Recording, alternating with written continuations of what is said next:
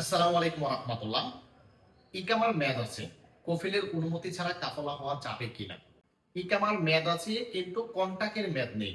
এই মুহূর্তে কফিলের অনুমতি ছাড়া কাফলা হওয়া যাবে কিনা? তো এই যে কফিলের অনুমতি ছাড়া বা কফিলের অনুমতি নিয়ে কাফলা হওয়া যাবে কিনা, এরকম নানা ধরনের প্রশ্ন কিন্তু সৌদি আরব প্রবাসীদের মাঝে কিন্তু ঘুরপাক খাচ্ছে।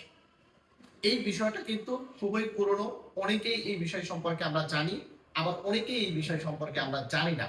বিশেষ করে যারা নতুন সৌদি আরবে প্রবেশ করতেছে, এই ধরনের প্রবাসীরা কিন্তু এই সকল প্রশ্ন আমাদেরকে করে থাকে। আজকের ভিডিওতে এই কাফালা সংক্রান্ত তথ্য দিব। ইকামার মেয়াদ থাকলে কখন কফিলের অনুমতি লাগবে, কখন কফিলের অনুমতি লাগবে না, বা আপনারা কফিলের অনুমতি ছাড়া কখন কাফালা হতে পারবেন, এই বিষয়ে তথ্য দিব। দয়া করে সম্পূর্ণ ভিডিওটি দেখার অনুরোধ করতেছি এবং ভিডিওটিকে শেয়ার করে দিবেন। কাফালা জিনিসটা কি? কাফালা জিনিসটা হচ্ছে এক কফিল থেকে বা এক কোম্পানি থেকে আরেক কোম্পানিতে ট্রান্সফার হয়ে যাওয়া বা আরেক কফিলের নামে ট্রান্সফার হয়ে যাওয়া, এটাকেই কিন্তু কাফালা পদ্ধতি বলা হয়ে থাকে। আপনার যদি ইকামার মেয়াদ থাকে, এক কথায় আপনি কফিল বা কোম্পানির অনুমতি ছাড়া কোনোভাবেই কাফালা হতে পারবেন না। কাফালা হওয়ার সিস্টেম হচ্ছে, আপনি যদি মুআসাসার কর্মী হয়ে থাকেন, তাহলে অন্য একটা মুআসাসা বা অন্য একটা শরিকা থেকে তলব দিবে। এই তলবটা আপনি বর্তমান যে কফিলের আন্ডারে আছেন সেই কফিলের মোবাইলে চলে আসবে এবং আপনার মোবাইলে চলে আসবে, অর্থাৎ কুয়ার ভিতরে চলে আসবে। আপনি কুয়া থেকে তলবটাকে ওকে করবেন, এরপর আপনার বর্তমান যে কফিল আছে তাকে তার কুয়া থেকে তলবটাকে ওকে করতে হবে। তাহলে কিন্তু কাফালার তলব অ্যাকসেপ্টের যে প্রসেসটা আছে সেটা কিন্তু শেষ হয়ে যাবে। যদি আপনার ইকামার মেয়াদ থাকে তাহলে এই প্রসেসেই আপনাকে কাফালা হতে হবে, অনুমতি ব্যতীত আপনি কাফালা হতে পারবেন না। আর যদি আপনার ইকামার মেয়াদ না থাকে, তাহলে বর্তমান যে কফিলের আন্ডারে বা কোম্পানির আন্ডারে আপনি আছেন তার কোনো প্রকার অনুমতির প্রয়োজন পড়বে না।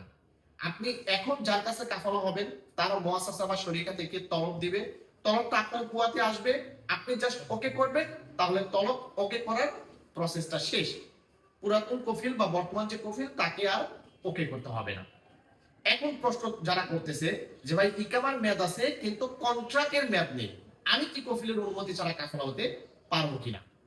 শুরুতেই বলেছি যে ইকামার মেয়াদ যদি আপনার থাকে তাহলে অন্য যে কোনো জিনিসের মেয়াদ চলে যায়, কোনো সমস্যা নেই। ইকামার মেয়াদ থাকার কারণে আপনি কোনোভাবেই কফিলের অনুমতি ব্যতীত কাফালা হতে পারবেন না। আপনার স্ক্রিনে খেয়াল করে দেখুন, এখানে উইদাউট ইকামা কিন্তু কন্ট্রাক্টের মেয়াদ আছে, এরাও কফিলের অনুমতি ছাড়া চাইলে কাফালা হতে পারবে। আবার যাদের ইকামার মেয়াদ আছে কন্ট্রাক্টের মেয়াদ নেই, এরা চাইলে কিন্তু কফিলের অনুমতি ছাড়া কাফালা হতে পারবে না। এটাই হচ্ছে বিষয়, যে ইকামার মেয়াদ যদি থাকে কোনোভাবেই আপনি কফিলের অনুমতি ছাড়া কাফালা হতে পারবেন না। আশা করি বন্ধুরা বুঝতে পেরেছেন, ভিডিওটা খুবই গুরুত্বপূর্ণ, খুবই ইনফরমেটিভ। দয়া করে ভিডিওটিকে শেয়ার করে দিয়ে সৌদি আরব প্রবাসী ভাইদেরকে উপকার করবেন।